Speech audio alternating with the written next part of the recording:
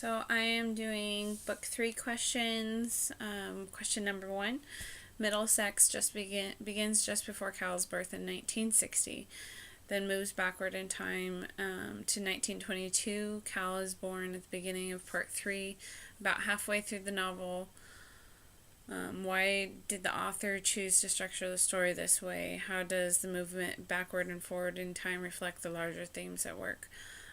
So I think the author chose to structure the story by moving back in time and then forward because he wants you to see part of what's happening and then what led up to that point, sort of like in a movie, and then he explains why things happen that way. So like when why maybe she becomes a he, and then the author tells about the family incest not only once but twice.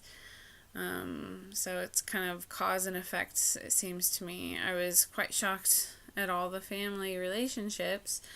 That is definitely something that is not common, I don't think, here in America. But in the beginning, the author also tells us of some interesting things and some things that don't really make sense until you get to the end.